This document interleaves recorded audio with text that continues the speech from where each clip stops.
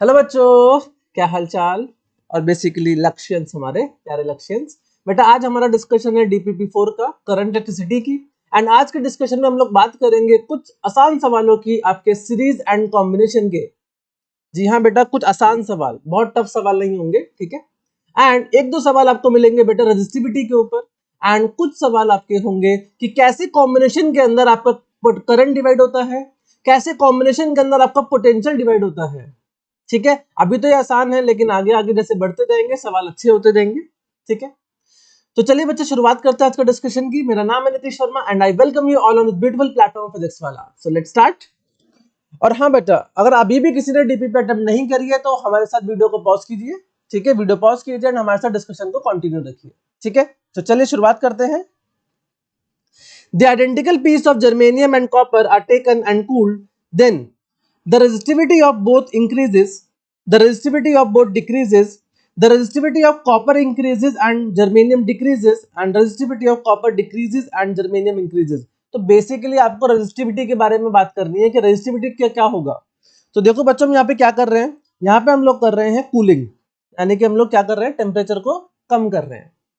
And यहाँ पे material कौन कौन सी की बात हो रही है बेटा, एक है जर्मेनियम और एक है कॉपर। अब जर्मेनियम क्या है, what is this germanium? Germanium एक सेमीकंडक्टर है। क्या है germanium? This is a semiconductor. मतलब ना तो ये पूरा आपका कंडक्टर है और ना ही पूरा ये इंसुलेटर है। ठीक है, एंड सेमीकंडक्टर्स के लिए आपका जो अल्फा होता है, that is coefficient of resistivity, जो होता है अल्फा, और एक्सपेंशन कोफिशिएंट भी कह सकते हो, वो अल्फा होता है नेगेटिव। कैसा होता है? अल्फा होता है नेगेटिव। नेगेटिव का मतलब क्या है? आपको पता है रेजिस्टिविटी टेम्परेचर के साथ कैसी होती है, rho equal to rho naught 1 plus alpha delta T. यानी कि अब अगर मैं इसको नेगेटिव कर दूं, अल्फा को नेगेटिव करने का मतलब क्या है कि टेम्परेचर बढ़ेगा तो रेजिस्टिविटी क्या करेगी, डिक्रीज करेगी। दैट मीन्स टेम्परेचर अगर इंक्रीज करेगा तो resistivity that is rho will decrease. लेकिन यहाँ पे क्या कर रहे हैं, कूलिंग कर रहे हैं। कूलिंग का मतलब टेम्परेचर डिक्रीज कर रहे हैं, तो टेम्परेचर कम करेंगे तो रेजिस्टिविटी क्या करेगी, बढ़ेगी। तो इसका मतलब फॉर जर्मेनियम ऑन कूलिंग क्या होगा, on cooling resistivity increases. Clear? अच्छा, अब ये बात तो थी कि सेमीकंडक्टर था तो ऐसे आ गया। अब कॉपर क्या है? कॉपर एक बेटा कंडक्टर है। Copper is a conductor. So copper की अगर मैं बात करूं तो कॉपर क्या है, कॉपर एक कंडक्टर है, और we can say a very good conductor basically. अब कंडक्टर है, कंडक्टर के लिए आपका जो अल्फा है इसके लिए क्या है, पॉजिटिव है।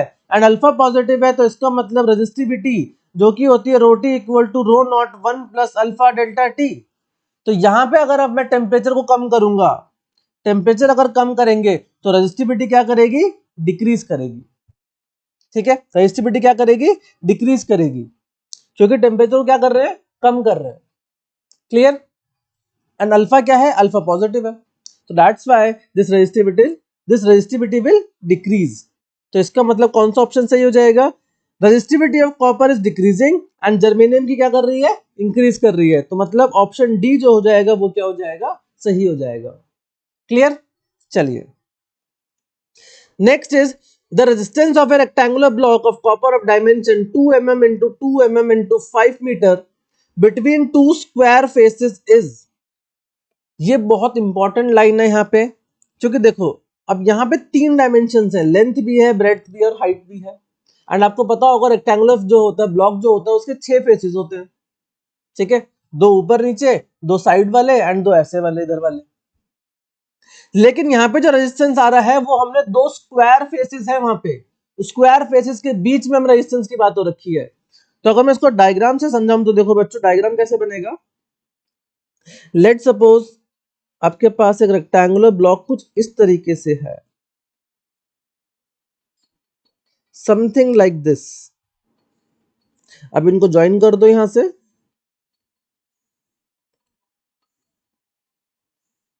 इस तरीके से। तो ये जो फेसेस है ना इसके, ये देखो स्क्वायर फेसेस हो गए, these are the square faces. बाकी अगर आप ऊपर देखोगे, साइड वाले देखोगे, दोनों तरफ क्या है, रेक्टेंगुलर फेसेस है। लेकिन ये वाले जो फेसेस बनाए, जो मैंने इसका शेडो किए हुए हैं, ये कैसे फेसेस है? स्क्वायर फेसेस है। तो स्क्वायर फेसेस हैं, तो इसका मतलब ये है कि कंडक्टर जो है, कंडक्टर का जो क्रॉस सेक्शन है वो क्या है? स्क्वायर है।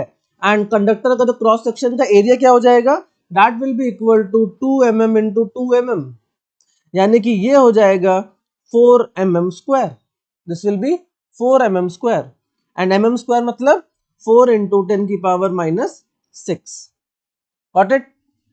Metre square, 4 into 10 to the power minus 6 metre square. Clear?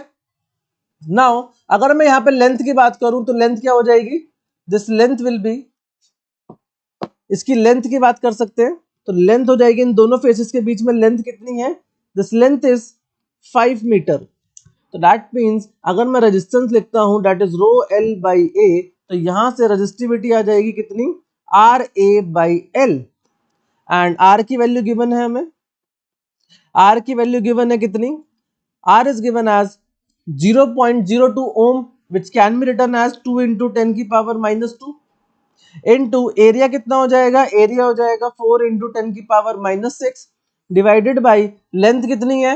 अब ये देखो लेंथ कितनी हो जाएगी? 5 मीटर। स्क्वायर फेसेस के बीच में, क्रॉस सेक्शनल एरिया के बीच में जो लेंथ होगी उसकी बात होगी, ठीक है? तो दैट मीन्स ये हो जाएगा कितना?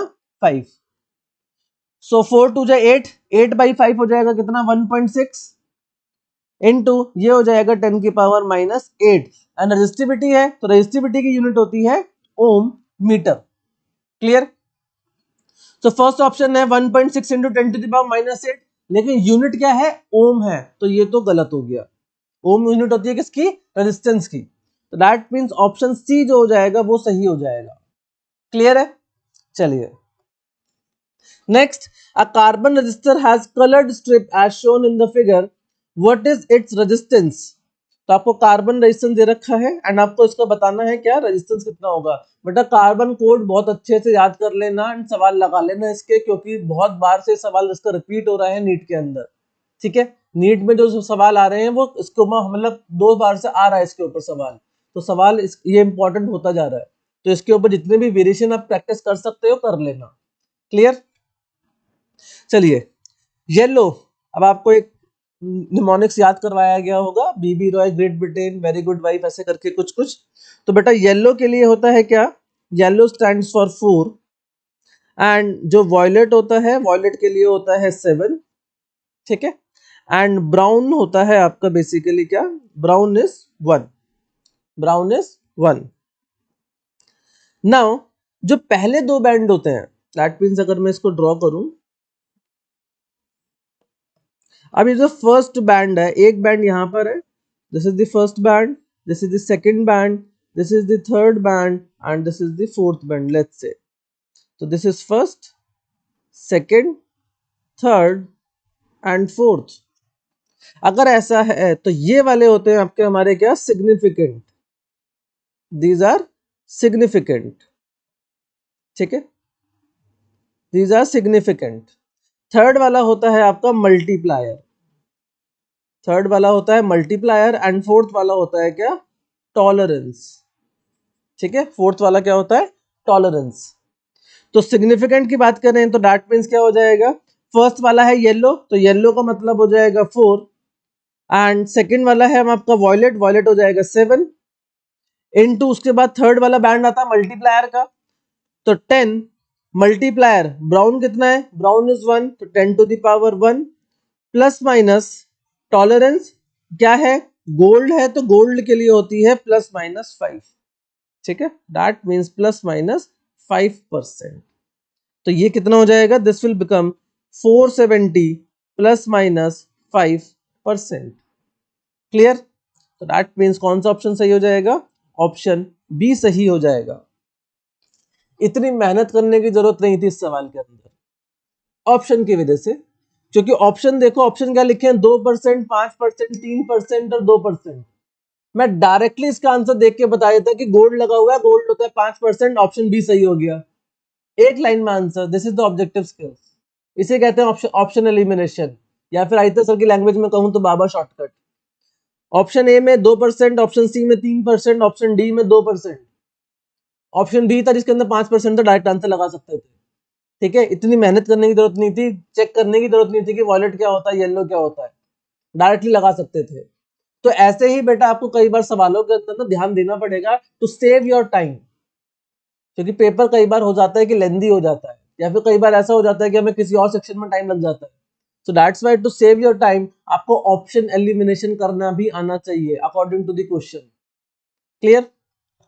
चलिए next, two resistors are joined in parallel whose resultant is 6 by 5 ohm. One of the resistance wire is broken and the effective resistance becomes 2 ohms. Then the resistance of the wire that broken is. तो आपके पास दो resistance थे जो कि parallel में लगे हुए थे। तो लेट सपोज ऐसे करके this is 1 and this is 2, ये था R1 और लेट सपोज ये है R2, पैरेलल में लगा हुआ है। और पैरेलल में R इक्विवेलेंट कितना होता है दो रेजिस्टेंस का, that is equal to R1 R2 divided by R1 plus R2, और यही गिवन है आपको कितना 6 by 5 ओम्स। ठीक है, यही गिवन है कितना 6 by 5 ओम्स। नाउ इसने कहा कि एक वायर टूट गया, अगर वायर टूट गया तो बेसिकली रेजिस्टेंस ही खत्म हो गया वो। तो इसका मतलब आफ्टर ब्रोकन, टूटने के बाद क्या हुआ, टूटने के बाद हुआ कि आपके पास एक ही रेजिस्टेंस बचा, लेट सपोज R1 बचा। अगर R1 बचा एंड इसने कहा कि अब जो इफेक्टिव रेजिस्टेंस है वो कितना है 2 ओम्स है, तो इसका मतलब R1 की वैल्यू कितनी हो गई, R1 is basically 2 ohms. And अगर R1 2 ओम्स है तो इसको अगर मैं सब्स्टिट्यूट कर दूं, तो अगर मैं इसको यहां पे सब्स्टिट्यूट कर दूं तो क्या मिलेगा, this will be equal to 2R2 divided by 2 plus R2 and this will be equal to 6 by 5, cross multiply तो क्या मिलेगा 5 2 जा 10 R2 and this will be equal to 12 plus 6 R2, तो ये क्या हो जाएगा, this will be equal to 4 R2, this will be equal to 12 and यहां से R2 आ जाएगा कितना 12 by 4 यानी कि 3 ohms। R2 कितना आ जाएगा 3 ohms। क्लियर? तो दैट मीन्स कौन सा ऑप्शन सही हो जाएगा, ऑप्शन डी आपका एकदम सही हो जाएगा। क्लियर? चलिए next is the resultant resistance value of n resistance each of r ohms and connected in series is x, यानी कि आपके पास n आइडेंटिकल रेजिस्टेंस है एंड हर एक का रेजिस्टेंस कितना है स्मॉल r। तो दैट मीन्स अगर मेरे पास n आइडेंटिकल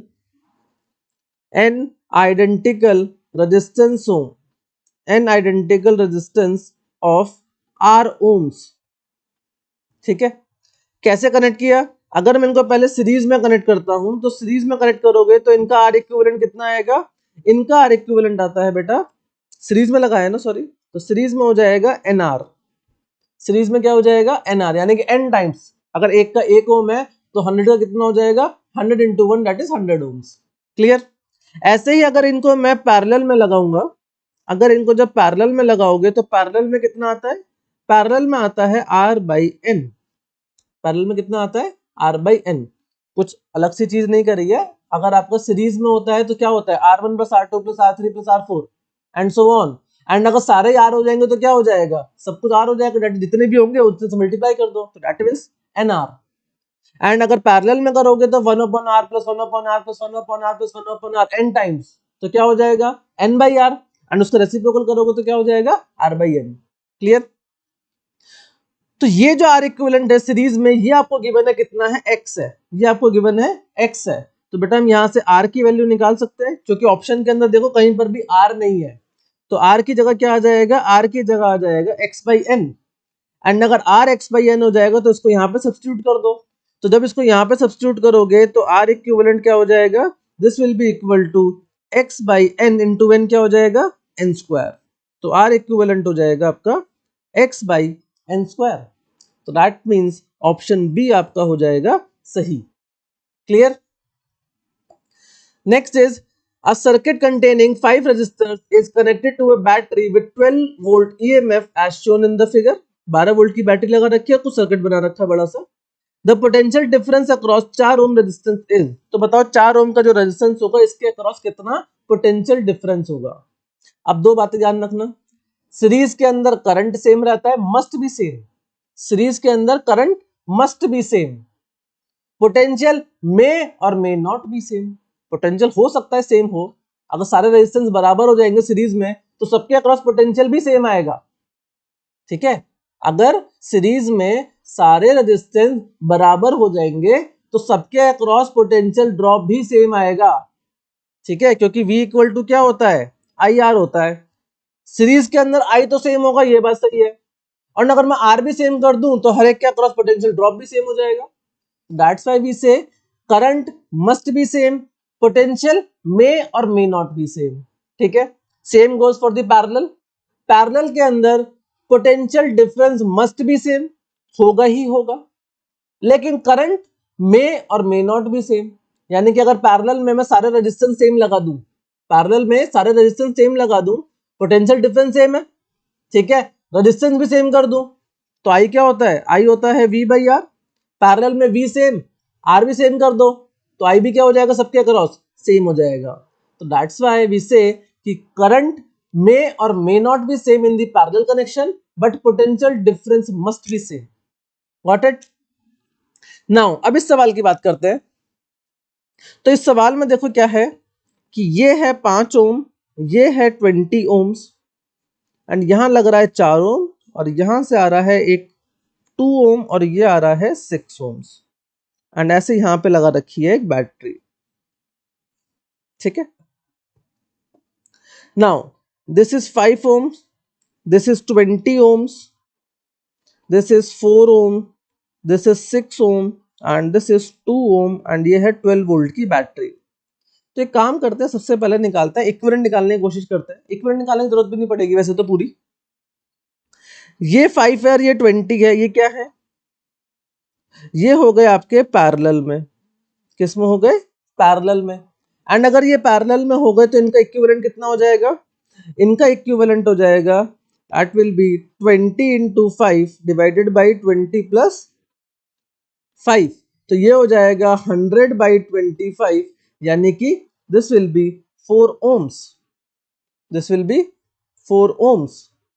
तो यानी कि अब जो सर्किट बनेगा वो क्या बनेगा, इन दोनों को हटा के 4 ओम का लगा दे, और एक 4 ओम का ऑलरेडी है। सो दैट्स व्हाई सर्किट कैसा बनेगा, सर्किट बनेगा कुछ इस तरीके से। नीचे 2 ohms और 6 ohms, ये क्या है, सीरीज में है, तो इनका कितना हो जाएगा, इनका हो जाएगा 8 ohms। So this will B 8 ohms, ये हो जाएगा 4 ohms, और ये हो जाएगा 4 ohms। एंड यहां से हमने लगा रखी है एक बैटरी, कितने की, 12 वोल्ट की। कितने की, 12 वोल्ट की। अब बहुत ध्यान से समझना। अब देखो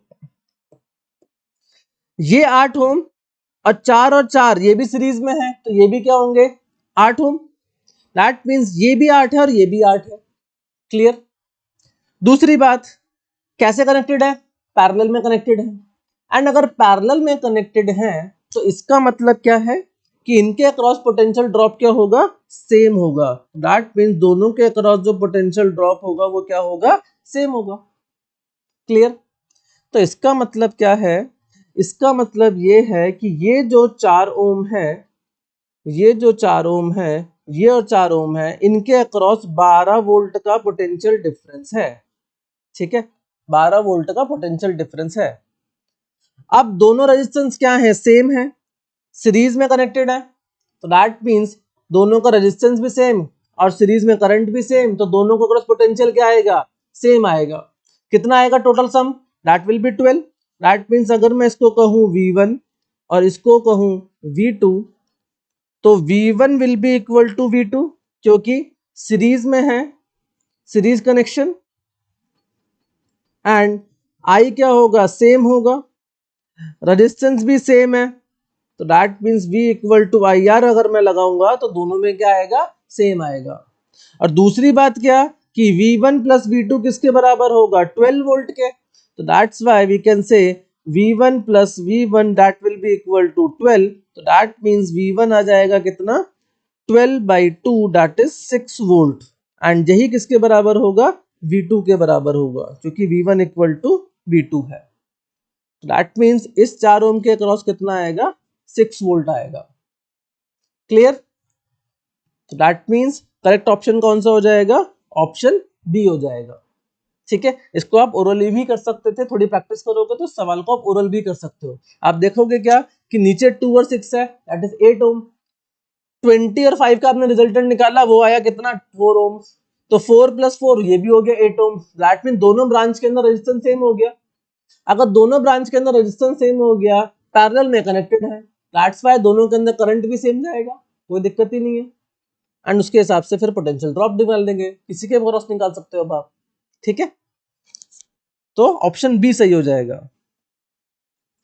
next is a wire of resistance 20 ohm is bent to form a complete circle.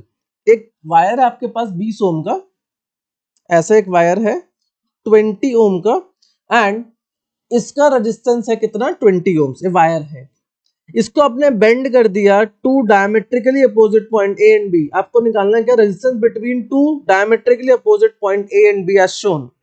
अच्छा, तो इस वायर को आपने क्या करा, सर्कल बना दिया ऐसे करके, और डायमेट्रिकली अपोजिट एंड से आप क्या ले रहे हो, रेजिस्टेंस निकाल रहे हो, इक्विवेलेंट रेजिस्टेंस निकाल रहे हो।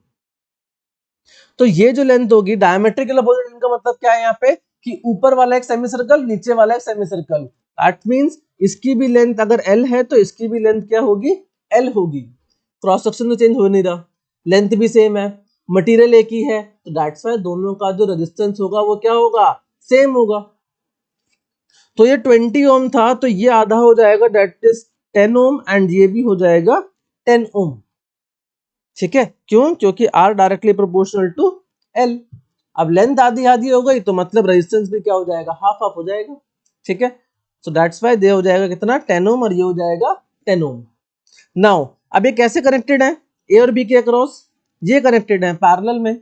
बेसिकली सर्किट कैसा है, ये सर्किट कुछ इस तरीके से है, इस तरीके का सर्किट है, सिंपल सा 10 ओम और 10 ओम। अब वायर को सीधा रखो या मोड़ के रखो, बात तो एक ही है ना, रहेगा तो रेजिस्टेंस वैसा ही ना। ठीक है, तो 10 ओम और 10 ओम पैरेलल में, दैट्स व्हाई इनका रेजिस्टेंस कितना हो जाएगा, तो आर इक्विवेलेंट हो जाएगा 10/2 यानी कि 5 ओम्स। ठीक है, रेजिस्टेंस कितना आ जाएगा 5 ओम्स। तो दैट मींस कौन सा ऑप्शन सही हो जाएगा, ऑप्शन ए आपका सही हो जाएगा। क्लियर, चलिए next is in the given figure the equivalent resistance between point A and D is. तो ए और डी के अक्रॉस आपको बताना है इक्विवेलेंट रेजिस्टेंस। तो बहुत ही ध्यान से समझने वाली चीज थी यहाँ पे क्या, कि ये जो पॉइंट है, ये जो पॉइंट है, ये जो पॉइंट है, ये जो पॉइंट है, ये चारों एक ही वायर से कनेक्टेड हैं, बीच में कोई रेजिस्टेंस भी नहीं है। तो इसका मतलब अगर यहाँ का पोटेंशियल V है तो यहाँ भी V होगा, यहाँ भी V होगा, यहाँ भी V होगा। तो इसका मतलब मैं यहाँ से बेटा क्या कह सकता हूँ कि जो VA है वो क्या होगा, वो VB के बराबर है, वो VC के बराबर है, VD के बराबर है। एंड हमें A और D के बीच में निकालना था, तो दैट मीन्स अगर मैं VA माइनस VD लिखूंगा तो VA माइनस VD कितना होगा, 0 होगा। VA minus VD will be 0, and अगर ये 0 होगा तो बेटा R इक्विवेलेंट क्या होगा, 0, क्योंकि पोटेंशियल ड्रॉप ही नहीं है उनके अक्रॉस, तो इक्विवेलेंट रेजिस्टेंस कहां से आया। ठीक है, जब ड्रॉप ही नहीं है तो इक्विवेलेंट रेजिस्टेंस कैसे आया, कोई रेजिस्टेंस आएगा ही नहीं। तो that's why the correct answer to this question is 0।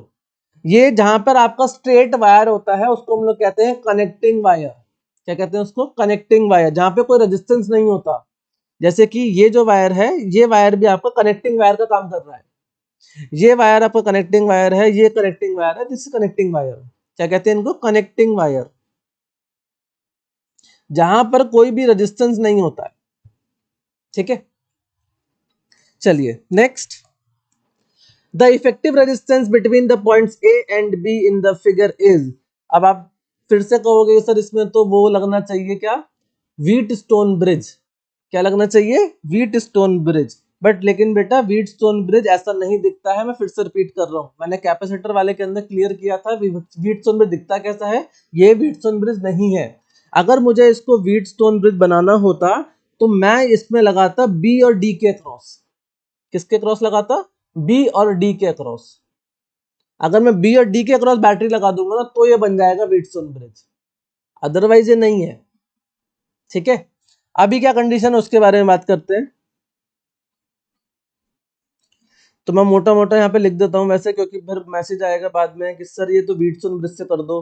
So this is not a wheat stone bridge, ठीक है, अगर ये बी और डी के अक्रॉस होता तो व्हीटस्टोन ब्रिज बनता। ठीक है, तो व्हीटस्टोन ब्रिज के अंदर बहुत ज्यादा इंपॉर्टेंस है किस चीज की, क्या किसके अक्रॉस पोटेंशियल लगा रहे हो, पोटेंशियल डिफरेंस बैटरी जो है वो किसके अक्रॉस लगा रहे हो, कौन से पॉइंट्स के अक्रॉस लगा रहे हो। क्लियर, आ जाओ सर्किट पे। तो सर्किट क्या है, सर्किट है कुछ ऐसा, बहुत ही आसान सा सर्किट, बहुत ही आसान है।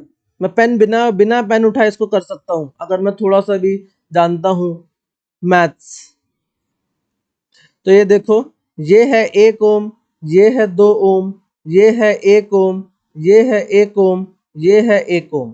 ठीक है, ये ए है और ये बी है, इनके अक्रॉस मेरे को निकालना है पोटेंशियल, इसके अक्रॉस निकालना है क्या, इक्विवेलेंट रेजिस्टेंस। तो ये दोनों क्या हो जाएंगे, ये हो जाएगा सीरीज में, एंड इसका आर और इक्विवेलेंट कितना हो जाएगा, 2 ओम। ठीक है जी, तो सर्किट क्या बन गया, अब सर्किट बनेगा कुछ ऐसा, अब सर्किट बनेगा कुछ ऐसा, यहां से एक ऐसे रेजिस्टेंस ऐसे, अब ये है 2 ओम और ये है 2 ओम, ये है 1 ओम और ये है 1 ओम। ठीक है, दिस इज ए और दिस इज बी। अगेन ये दोनों क्या हो गए, पैरेलल में हो गए। देखो दोनों सेम पोटेंशियल डिफरेंस के अक्रॉस हैं, दोनों इसी पॉइंट के अक्रॉस हैं, दोनों का पोटेंशियल डिफरेंस क्या है, सेम है, तो दैट्स वाई क्या हो गए, पैरेलल में हो गए। तो इनका आर इक्विवेलेंट कितना हो जाएगा, 2/2 यानी कि 1 ओम। ठीक है, अब ये हो गया 1 ओम। ठीक है, अब फिर से सर्किट बनाते हैं, नया सर्किट। तो नया सर्किट क्या बनेगा, अब नया सर्किट बनेगा ऐसा,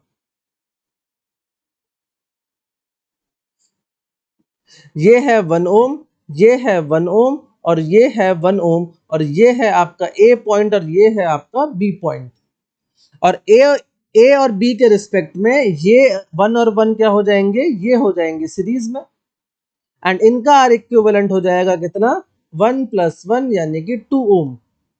तो अब जो फाइनल सर्किट बना वो क्या बना, अब फाइनल सर्किट बना, ये रेजिस्टेंस ए और ये बी, और यहां से है आपके पास 2 ohms and this is 1 ohm, and A और बी के रिस्पेक्ट में ये 2 और ये 1 क्या है, पैरेलल में, ये क्या है, पैरेलल में, these are in parallel, and अगर ये पैरेलल में है तो इनका आर इक्विवेलेंट हो जाएगा कितना, 2 × 1 डिवाइडेड बाई 2 + 1 यानी कि 2/3 ohms। क्लियर, तो इसका मतलब करेक्ट ऑप्शन कौन सा हो जाएगा, ऑप्शन ए आपका एकदम सही हो जाएगा। अब एक्चुअल में इतनी मेहनत करने की जरूरत नहीं है, आपको बार बार सर्किट बनाने की जरूरत नहीं पड़नी चाहिए। आप सीधा देखो 1 और 1 क्या है, सीरीज में है, तो कितना हो गया, 2 ओम्स, 2 और 2 क्या बने, पैरेलल में, पैरेलल में बने मतलब इनका कितना हो गया, 1 ओम, फिर 1 ओम और 1 ओम क्या हुए, सीरीज में, इनका कितना हो गया, 2 ओम्स, तो 2 और 1 क्या है, पैरेलल में, तो 2 और 1 का पैरेलल में कितना हो जाएगा, इनको मल्टीप्लाई करो, 2 × 1 डिवाइड कर दो, 2 + 1 that is 2/3।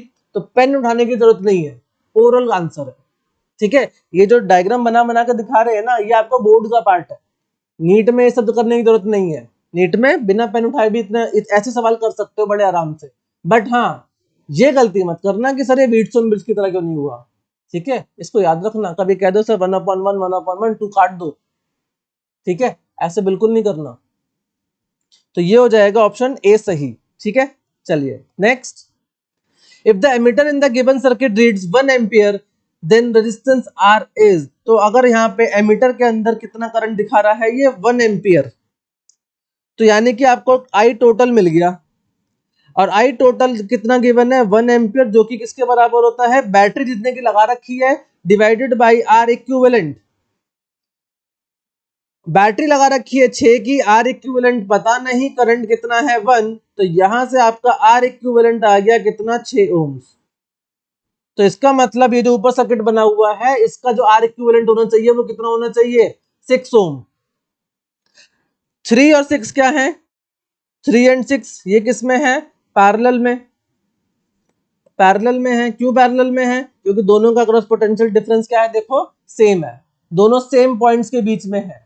Potential difference same से कैसे पता चलता है, जब दोनों रेजिस्टेंस सेम पॉइंट्स के बीच में हो।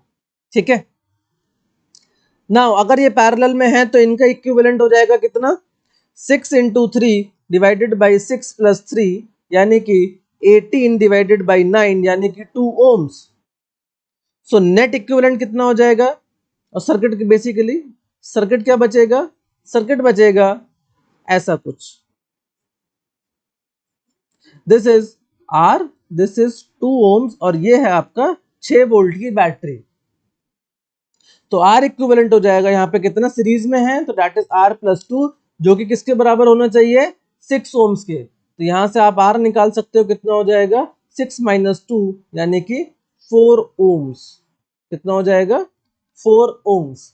तो दैट मीन्स कौन सा ऑप्शन सही हो जाएगा, ऑप्शन ए आपका एकदम सही हो जाएगा।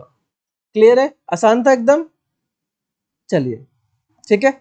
सो बच्चों यही था आज का डीपीपी डिस्कशन डीपीपी 4 का। I hope you like it. Thank you so much, पढ़ते रहिए।